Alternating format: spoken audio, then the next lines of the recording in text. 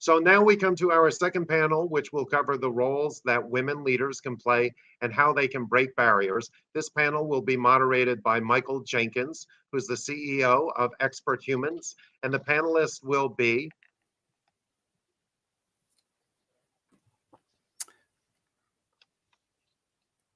Mohammed Nasiri with APEC UN Women, Renee McGowan with Mercer, Surjit Mishra with Aditya Birla Group, Farhan Syed with KPMG United Arab Emirates, Sanjeev Chatrath, a global executive and business leader, and Deepala Khanna with the Rockefeller Foundations. Mr. Jenkins, please begin your panel session. Thank you. Well, thank you very much indeed, Mike, and a warm welcome from all of us to the audience, and of course a very warm welcome to our wonderful panel that we have assembled here today. So we're here to talk about breaking barriers and what role can women leaders play in this. I just wanted to say a few things before we start. I think we're coming together today at a time when our world is going through unprecedented and rapid change caused by what we might call the great disruptors of our times. And these include, amongst other things, global health challenges, digital transformation, of course, sustainability challenges, something that I'm interested in, which is the erosion of trust in organizations. And of course, last but not least, the question of inequality and inequality of all kinds. And so what we're seeing is a perfect storm in some ways of all of these disruptors coming together to put our world, our people, and our ecosystems at tremendous risk. Now, one of the disruptors, of course, that we'll be focusing on in our panel discussion today is inequality, but I'm sure we'll be touching on some of those other disruptors that I've mentioned as well.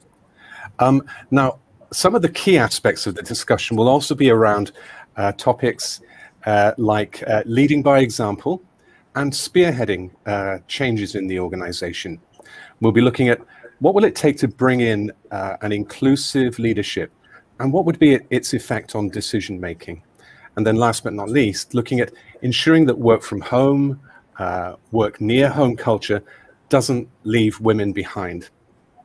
And so before we get started, we would love to invite the audience to take part in a very, very quick poll. And we have a poll question for you, and I'll just see if our friends backstage are able to pull the poll up for us. Would that be possible, Faiz? So we have a poll question. I'll let you know what the poll question is in just a moment. And what we'll be asking you is of a number of options, what do you think could be the key factor in enabling women leaders to play a role in breaking barriers? And we'll be asking you to just select one of the factors that we'll be showing you in just a moment. So let's just see if Faiz is able to bring up the poll.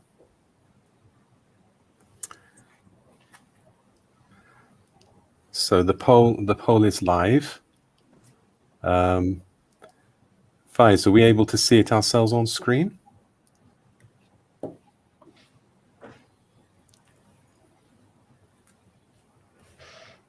Okay. So the questions that we have for our audience is, do you see the following as the most important things? So challenging current assumptions about what constitutes leadership, championing women leaders as role models, conducting more diversity and inclusion programs, calling out and tackling systemic issues in organizations, cultivating compassion and empathy at work, or perhaps other factors. So I will be able to share the results of the poll with you guys in just a moment, as they will be sent to me in the chat. So just a second while we get that data.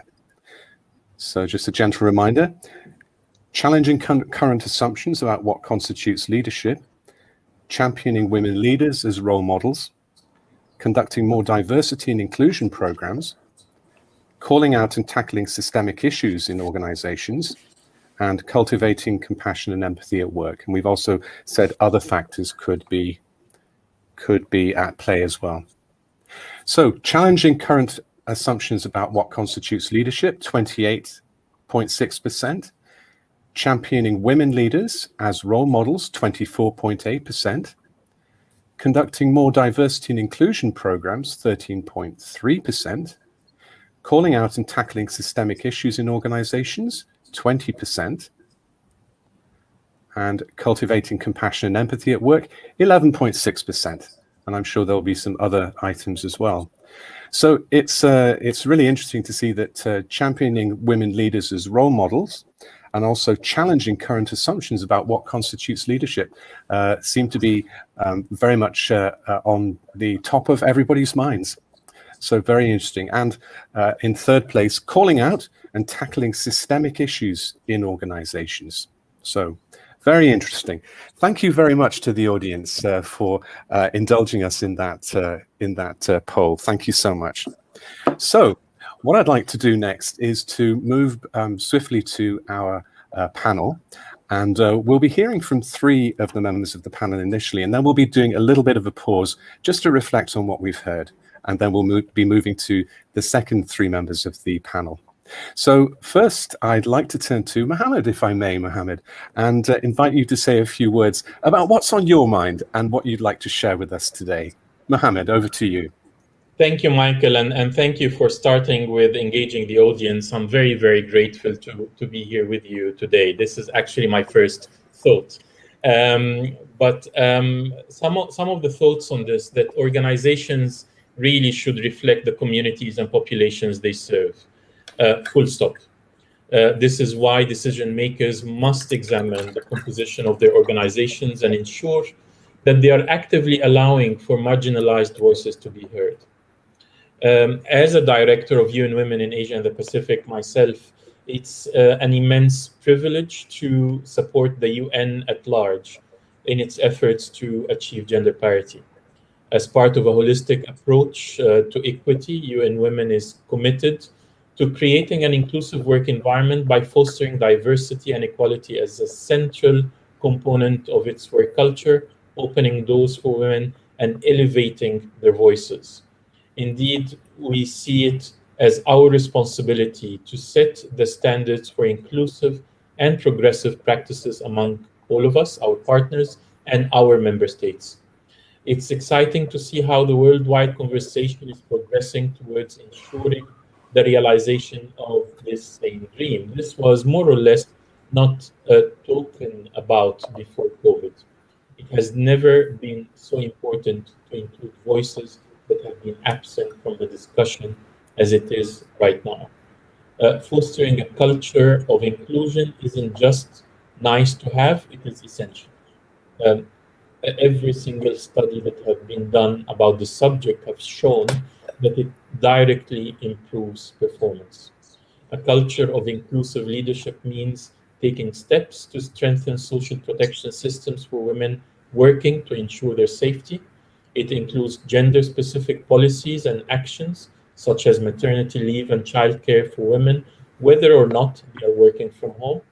This also means providing strong mentorship for women, especially those who are beginning new careers. And especially in light of the increased care burdens associated with COVID, it means that leaders must consider flexible working arrangements and hours to help women cope with the increased responsibility of care due to continued school and daycare closures. It is within all of us to make a difference in ensuring a culture of gender, diversity, and inclusion in the workplace. We must all participate in this effort. We must, however, act upon our words and take responsibility for ourselves in order to effect real change. Culture is primarily changed through day-to-day work at the ground level. Leaders must learn new approaches, take risks, and experiment to create a different type of organization. These are my thoughts today, Mike, and in summary, we must be the change we wish to see. Thank you, and back to you. Lovely, Mohammed. Thank you very much. What's echoing for me is I love that fact that you said we must allow those disadvantaged voices to be heard. I think that's such an important message, isn't it? And new approaches as well. So important. Thank you, Mohammed. Thanks very much. And with that, may I now turn to Deepali and invite you to share a few words with us, Deepali, and over to you. Thanks, Michael. And I'm really humbled to be amidst leaders from different walks of life and to really have this opportunity to be talking about breaking barriers in the role of women leaders, given that I'm actively learning each day to be a better leader in this sector, not just as a woman leader, but truly a leader. And I really hope to learn so much more through the conversation today. I'd like to discuss learning by example from two vantage points. First, I want to look at it through my own personal experience in leading roles in the development sector. And second, from the perspective of the influence and power of philanthropies in advancing women leaders and investing in gender-focused programs. I know Mohammed's touched on some of them, so there may be a little bit of repetition there, but I would see it more as a reinforcement. So let's start with my personal experience as a leader in the development sector. Recognizing that women are the key cogs in the machinery that is family, society, nation, the economy, or for that matter, any system, it is really imperative that we develop women leaders. In my experience leading organizations working for and with the Global South, I know that women leaders are instrumental in bringing about social change, or what we call development. They have been mothers who kept family units intact, tribal leaders, health workers, bureaucrats in key ministries, and women leaders in political parties, just to mention a few. Women leaders in the development sector are distinctly positioned to design women-friendly programs. The entire development community has, for the past many decades, focused on women on the ground as their primary clients. I'm getting a lot of echo. Are you guys also getting that echo, or is it just me? Can you all hear me properly? Yes, we can hear you fine. Okay. So it was widely understood that when we invested in women leaders in the field, societies prospered and benefits reached all. But why did this happen? Earlier, 70% of the international NGO staff, for example, were women. They brought their personal experiences and perspectives to the fore in their solutioning processes, and they were empowering other women. And the results are widely known to us all. These interventions worked. Unfortunately, this did not translate into more women leaders in senior positions. Even though 70% women were working in the sector, less than 30% are really in leadership roles in the international NGO space. It's about 12 to 14% in the United States and 24% of the top 100 nonprofits in the UK. There are unique challenges women face in the social sector workplace. The statistics do not even begin to take into account a number of unique challenges that women face in the workplace that serve as hurdles in their professional path, such as pay disparity, returning to the workforce post-childbirth, safety while working in high-risk areas, lack of investor trust, and so on. So regardless of whether a woman is a social or a business entrepreneur, she has to negotiate through an ecosystem that has traditionally been structured for men to succeed. Now, coming to my second point, or reflection, is that all organizations in whatever field they operate in, they need to encourage and promote women leadership. It can't just happen by the way. There has to be a clear strategic impetus to make that happen. We are seeing it work in the philanthropy sector for sure, and this is where I am, so I'm speaking from my own experience. As a philanthropic organization, we're working with a range of organizations and partners, and I'm seeing that some, still not many, of our partners or grantees are successfully led by women. They are all extremely talented, experienced women who bring the best of their abilities to their jobs and ensure that true impact is delivered. We know that gender needs to be at the heart of all development efforts due to its multiplier effect. The global movement for gender equality is at an historic inflection point, and we can certainly accelerate it to substantial scale. 2020 marked 25 years since the Beijing conference and 9 years until the deadline for achieving the SDGs in 2030. Concerted measures are especially needed where gendered barriers intersect with other factors of discrimination, such as class, race, caste, ethnicity, sexual identity, disability, and other socio-contextual factors to curtail opportunity. Some of the ways we are trying to do it is to be working with our co-partner, Co-Impact, at its recently launched Gender Fund. We are making bold commitments to advance women's leadership and towards gender equitable services at scale. In our global commitment to ending energy poverty, especially post the coronavirus epidemic, we are working to harness the power that can lead to a more equitable, safer world for women.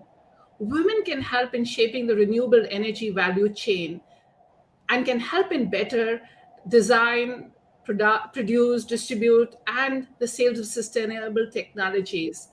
Globally, we've committed over $100 million to expand precision public health, to use predictive analytics to prevent rather than respond to health threats, and leverages big data on the social determinants of health, starting with women and children's health. I want to end by saying that there needs to be a significant commitment of resources to address systemic barriers to ensure women and girls' advancement. Philanthropy and other stakeholders can and should collaborate to redress entrenched discrimination by keeping women and their well-being at the center of all that we do. Deepali, thank you so much. A wealth of insight and information there. Really, really wonderful to hear all of those things. I was struck by your opening comment about women really being the cogs in the system, if you like, playing that absolutely critical role. You flagged up systemic issues as well, which is mirrored, I think, by some of the results we saw in the poll earlier. And I love the fact that you're also able to link all of this to the role that women leaders can play, for example, in the renewable energy value chain, which is, I think, these connections that we make are so important. And also you flagged up the importance of partners, I think, which is such an important aspect too. We can't do this by ourselves. We have to work together to advance the cause, as it were. So thank you so much, Deepali. Thank you very much indeed. Lovely. Well, let me move now to Srijit Mishra, who is joining us. Srijit, welcome, and congratulations on sharing the article yesterday through LinkedIn. Very, very interesting indeed. So over to you, sir. Well, precisely, Michael, what's going on in my mind. And first of all, thank you for the opportunity. Mohammad, Renee, Farhan, Sanjeev, and Deepali, it's an absolute pleasure to be with you on the panel. A few thoughts are going on in my mind. Diversity is not just about what you see. It is what you think, it's what you feel, and how you act. It is well beyond just demographics. It's well beyond what you just see. That's the first thing that's coming to my mind. The second thing, and the previous discussion, I overheard the previous discussion, the pandemic has really amplified the need to reimagine our DEI aspect, particularly the disproportionate burden that's come on women, and they're carrying on with the onset of the whole COVID piece. We know schooling is happening. We know there is work. There is nothing called 9 to 5 anymore. One of the things that's gone out of the window with this whole work from home is, you can meet for anything at any time. So there are lots of additional burden on women. Thirdly, there are barriers in workplace which are both seen and unseen. Some are obvious ones. Some of them we've already talked about. Glass ceiling for women, glass walls, gender stereotypic roles. But there are many unseen pieces as well that communicate a mismatch between how women are seen and the qualities and experiences people tend to associate with leaders. That's a third thought. I'm not surprised at all that the poll says challenging current assumptions on leadership is the highest piece that we heard, and then looking at promoting women as an agenda, and looking at systemic issues in the organization. Let me take a few examples that are going in my mind. While we associate charisma and confidence with leadership skills, perhaps it is competence, humility, and integrity that makes a leader more effective.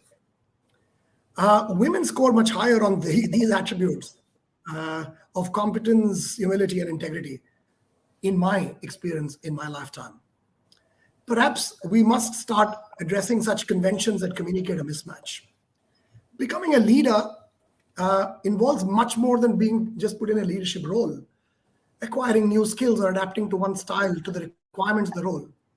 It may require an identity switch in the organization that is easier for a woman to do. Men very often have found this difficult. There are other things that are going on in my mind. Often I wonder, when a new talent enters an organization, our thinkings are diverse, right? But something happens in that first 1 year, 2 years. At the end of those 2 years, everybody is talking and behaving in the same way. Now, we have to be careful about what's culture and how do we allow diversity to work. And I think, first of all, accepting the fact that it helps an organization, helps serving the needs of the society better to start with, is the way to begin. And I think hiring for attitude and values, not just for skills and behavior, will make a big difference to the way we look at women in the workplace. Trust me, I am proud to have 2 of my leadership team, 40% of my leadership team are women, and they handle the 2 biggest parts of consumer customer think and driving businesses sustainably for the future. Proud to be here. Yes, work from home is important, and we must start looking at people not as women or men, but as people at different stages in life, with different ambitions, with different needs, with different purpose. So DEI, I'm afraid, for all HR employees, has to be personalized to an individual, and more so for women during this time. Those are my thoughts that are going on in my head. Thank you very much. Srijit, thank you so much. Some great thoughts there. And I think there are members of the audience. Maureen is one who said, like me, I love the way you said that you really feel that diversity is how you feel and how you act as well. So it's an absolutely a super comment. You pointed out the COVID effect as well, which was echoing some of the sharing that we had from Vinika Rao earlier today. And I also loved the competence, humility, and also integrity. That's what we're looking for in leadership as well. And last but not least, hiring for attitude and values as well. Some really, really good messages, I think. So thank you so much, Srijit, for sharing with us.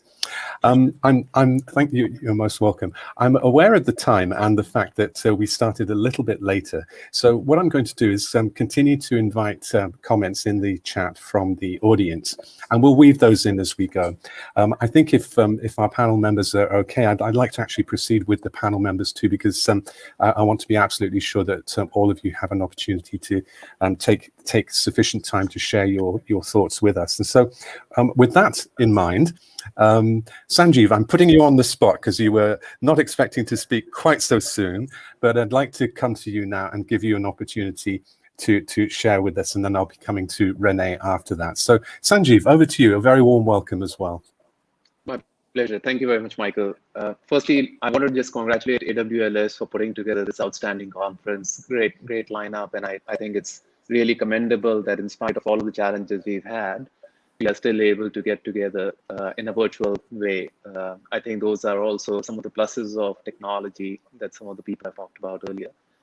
So as I reflect upon, I think, some of the discussions that have happened both in this panel and also the preceding ones, I just can't help but think that it's really important for us to continue to reinforce the why behind diversity and inclusion. I think too often people still continue to use either the narrative, and I hope that's not very deeply rooted in terms of the belief system around why it is a good thing to do, as if it's a more charitable thing to do. I think there's enough research that has been done on this particular topic, but it's worth reinforcing that there is a very, very strong commercial business reason on why you want diversity. And I think it is still not landing very well, and particularly with a lot of the senior people who've got influence within the organizations. With the result, I think what does happen is a little bit of a check mark, and people still continue to do more of the same.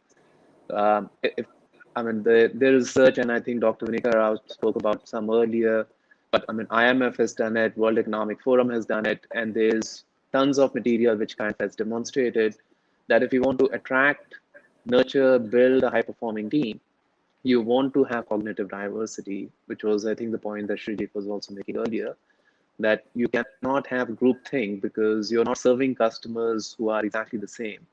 It also creates for a better work environment to have different levels of ability and resilience within the team to be able to think differently, which leads to better performing team, better performing organizations. So I'll just put that out there first. I think this pandemic has given us a tremendous opportunity, much that it may not feel sometimes when we are all locked up inside our homes, to build back better, but build back better in a different manner to how it has been in the past. And while there are opportunities, I'm also very, very conscious that there is a very big risk that we'll actually regress back. And I think some of the data that's been shared earlier is quite sobering, that we continue to have 100+ years to get to parity, and there's more and more new issues that continue to surface. We kind of have always known that in patriarchal societies that many of us are living in, women tend to be time poor. And hence, I think it's incumbent on men to lean in and do their part, not just at work, but also at home, to create a bit more of a balance. I think only through doing that, you're going to create the capacity to be able to get the best and harness the best out of everybody, not just with the men, but also with the women. On women's part, I think there's also an opportunity to reimagine the future of work in a bit different manner. And clearly, with the amount of technology being used, I think digital dexterity becomes more and more important. Having worked in financial services and technology companies most of my career, I'm very acutely aware that while the pipeline as it comes in, and if I think back to my school days, I think women were, if not at par, they were ahead of the men in terms of academic performance, does fall away very, very quickly. So clearly is not linked to ability, but there's something else that happens systematically which turns women away from technology. I think it's very important for women to feel excited again about technology so that they can contribute in a new digital world even more effectively. So I would strongly encourage for a lot of women, and particularly women leaders, to embrace technology very, very aggressively, because that can potentially provide you with an opportunity to disrupt a lot of the male bastions that have kind of existed in many corporate organizations. The last thought I'll leave with is really for the men. I think there is a lot of opportunity for men to call out behaviors which are perhaps not appropriate, and too often you continue to see toxic masculinity still fairly prevalent in many organizations. This week in Asia, we've had a very notable case that has been reported quite a lot. It's really important that we reflect on what kind of people we want to be. And a quote that was used earlier, which was a quote from Mahatma Gandhi, which was about be the change you want to see in others, I think is a very appropriate one, because we need to reflect on what kind of environment we want our children, our family members to be growing, what is the legacy that we are leaving behind. And hence, you should challenge wrong behavior. You should also embrace diverse views, because it will help you to grow, which was the point that was made by the first speaker about resilience. If you really want to grow, you've got to get into a little bit more of the uncomfortable territory of your performance, which may mean at times having self-doubts, which may mean listening to people who've got a very diverse view to what you have. But as long as you are aligned to the purpose of the organization and you're going in the same direction, I think you're going to come out much, much stronger. One of the things that one of the panelists in the subsequent panel are going to talk about, April, is an initiative we've started recently in Singapore called 9x9, which is an NGO that April and Christian Fellows have formed over here, which is very actively working towards identifying what are those 9 actionable things that we can achieve to get to gender parity by 2030, which is the UN SDG goal.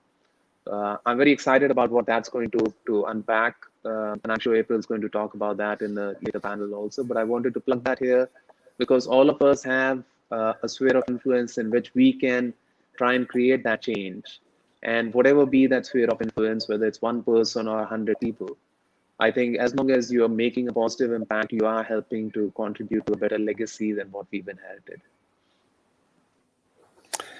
Sanjeev, thank you so much. That was really very helpful. Thank you for reinforcing, that we need to be asking about the why. That was, I think, for me, a really important point, a great reminder. The business imperative, the importance of cognitive diversity. You flagged also women and tech, for instance, which is, I think, a very, very important point. And I think as a lovely complement to what we heard earlier about the importance of partners, you also talked about using our spheres of influence to enable change to happen. So these are really, really strong messages. And the last thing I'd mention is that point you made about men and men leaning in, especially at home. So I think that's a really good thing to have shared with us, Sanjeev. So thank you so much for your comments. And with that, thank you, Sanjeev. I'm going to turn to Renee and invite Renee to share her thoughts with us. Renee, over to you. Thank you, Michael. And thank you for everybody that's joined today. I'd like to echo Sanjeev's congratulations to AWLS for continuing to host this type of forum, which is so important. I very mumuch hope and look forward to perhaps next year being in person, because of course the value of that is that we get to support each other in building more networks. So there's always many things on my mind, but for the topic of today, it really is around inclusive leadership and, of course, women, given the forum that we're in. Inclusive leadership is, a management term that has got an enormous amount of traction, and it's a trait there. But I think for me, inclusive leadership is another example of a trend that has really been accelerated by the pandemic. And that's a bit of what I'll talk about today. How has the pandemic accelerated some of the changes that we have, both for the positive and the negative? So the concept of inclusive leadership and making people welcome and making diverse opinions, thoughts, etc. heard has been around for many times. A really good sort of 6 traits that were resonated with me was Harvard Business Review back in 2019. They identified 6 traits through their research of an inclusive leader. They were visible commitment, humility, awareness of bias, curiosity about others, cultural intelligence, and effective collaboration. And when you run through those, you realize that they are all the types of traits that we are really talking about now, and that the pandemic has probably accelerated the demand for those in workplaces and for us to have them as leaders. And so the pandemic for me has sort of been, an ultimate test of leadership, if you like, and how that we can provide the empathy and the adaptability and also the collaboration to make sure that everybody in the workplace or everybody in our society can fare well. And as we've heard from other panelists, there are a lot of threats with that. From an organisational perspective, one of the things for me is, that we started to see, I think, really quite quickly is this moving from taking charge to taking care in the workplace. And as we move from, a style of taking charge to taking care, what we're doing, hopefully, is creating, psychological safety there for people as well. People feel trusted and secure, and then they're, more inclined to bring their full self to the work and to the job and so on, but also more inclined to take the right risks and to strive for innovation. So they're all the things that are on my mind around inclusive leadership, how the pandemic has accelerated the need for it, as one of our other panelists said, made it a necessity, if you like. One of the pieces that's on my mind that's probably a little bit more troubling is to make sure that the impact of the pandemic doesn't inadvertently really negatively impact the progress that we've made with women and girls and gender in general. So I think we've seen that COVID has accelerated some inequalities that are there for our most vulnerable. We see that with regards to women, with elderly, with gig workers in the workplace as well. And we also see that the shifts in the way that we're working is also having an impact there and actually could create further inequity. And that's something that I wanted to call out today, because I think it's an important thing for all of us as leaders and all of us, you know, working in firms, be they for profit, not for profit, and so on, is that we really need to make sure that we're creating an environment and being really alert to making sure that inequities don't get worse and that we don't turn back some of the progress that has been made over recent decades. That probably starts with schooling. You know, Mercer's been very concerned to watch the number of girls who will not return to school after a pandemic or have not had access to online education. And it flows through to the workplace in terms of, is flexibility actually providing a better outcome for women, and being aware of the fact that it may be putting more of a burden on women with regards to their home management, and also may create a challenge that they're less visible in the workplace as well. So some things there that I think are changing really rapidly, but some opportunities for all of us, no matter what sphere of domain we're in, to make a real impact by being alert to them, I think, and being very proactive. Renee, thank you so much. And what's resonating hugely for me is, you know, with the pandemic has caused so many ripple effects, and I think we're going to be feeling these for many years to come. I think your message about let's do all that we can to be as alert as we can be to make sure that we do not lose any of the progress that we've made, as you so quite rightly said, over the past decades. Thank you for referencing those 6 traits from the Harvard Business Review. Really good. I think everyone will sort of be going over to that to have a reread of that, because I think it's a really, really hugely important contribution there. And the thing that I also loved that you said was that you introduced empathy into the conversation as well, which I think is something that is growing in intensity. And I was very pleased to see that over 10% of the audience said that compassion and empathy was something that we needed to dial up earlier. And also being alive to the shifts in the nature of work as well going forward, and what will that mean for women and for gender equality going forward. So Renee, some really powerful messages there. Thank you so much for sharing. Thank you. Thank you. Okay, so after Renee, we're delighted to invite Farhan to take the floor and to share some thoughts with us. So Farhan, over to you, and thank you so much for being the last person to take the stage, as it were. Really looking forward to hearing what you have to say. Over to you, sir. Thank you, Michael. And again, like my other peers as well, a big kudos and congratulations to AWLS. I was actually reflecting on this discussion. I did also attend a couple of sessions before, and I wanted to share with the audience a slightly different perspective. My humble opinion is that by the time we talk about diversity and inclusivity at the workplace and in the corporate world, it is probably too late. I think we all have responsibility, not only as leaders, but most importantly, first as parents, because a lot of the issues that we're facing is actually the social conditioning that our children go through in their early stages of their life. And I personally feel, and this is my personal observation and opinion, that we as parents particularly are a little bit more protective about our daughters. And that becomes an issue at times.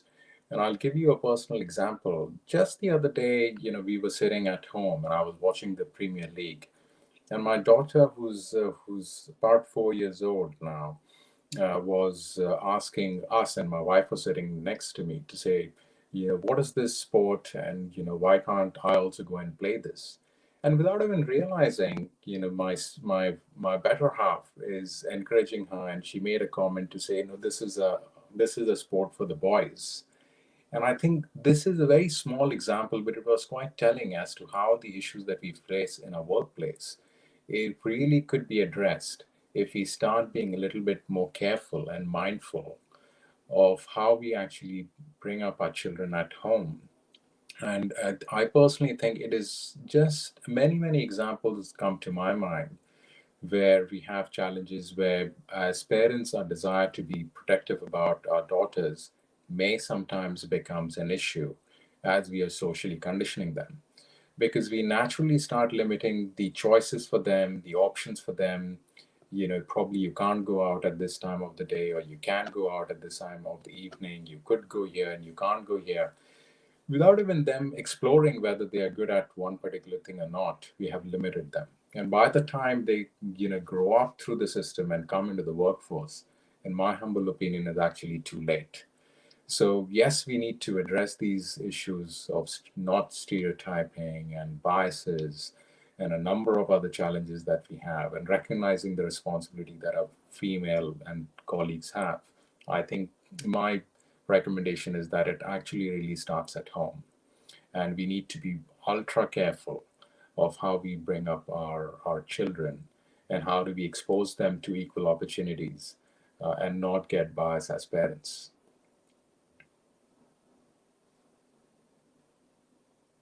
Sorry, Michael, I can't hear you. Yes, indeed. Farhan, thank you so much for sharing.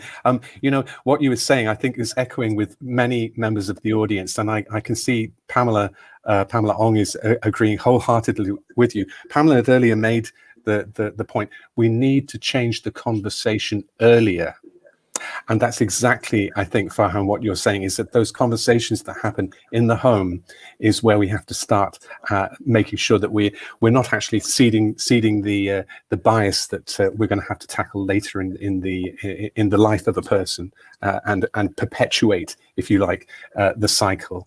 So I think your contribution was really, really super. Thank you, Farhan, for those lovely examples as well. So many thanks to you. Great. Well, thank you, everybody, for contributing. And this is an opportunity now for us to look at some of the questions that have come up from the audience. I'd like to deal with those right now. Pooja earlier on had a question which she was, I think, interested to pose to Srijit. And Srijit, this was around how do we change the old ways of working, because that seems to be like a bottleneck. Any thoughts on that? And I know that's a huge question. And then I'll invite the members of the panel then to sort of jump in after you with their thoughts as well. How do we change these old ways and these systematic barriers? It's a great question. I think let me start by saying that in my experience, when you are focused on an issue, and if you're focused on, let's say, consumer customer way of thinking, or if you're focused on driving businesses sustainably, and both these kind of are two solid pillars that actually take businesses forward. If you focus not on the person, but on the issue at hand from a consumer customer lens or from a sustainability end, you will find most people over a period of time will come down to your point of view. Okay. The second thing is when you carry there is a very big value of experience. Okay, there's a big value of experience, but there is a big value of naivety too. I mean, I often tell my team that there must be. You cannot have everybody as forwards in your team. Yeah? You got to have a role for a goalkeeper and a center forward, and you must give that same respect to each of these individuals. And I'm saying, when you create experience as a big thing that can either be a positive thing for you or a deterrent for the future.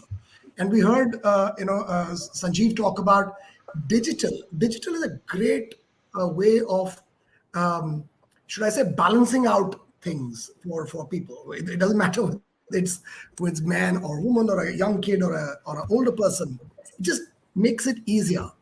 So I think these things, keeping different people for different sets of jobs, making sure that you're focused on you're focused on the issue through a consumer customer lens or a sustainability lens, rather than being focused on the person at hand.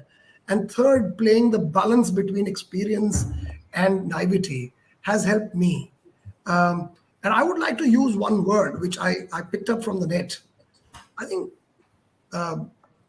it's very easy to say, and I think we heard the echoing of this right through. Yes. The word that came to my mind was manambassadors. Manambassadors.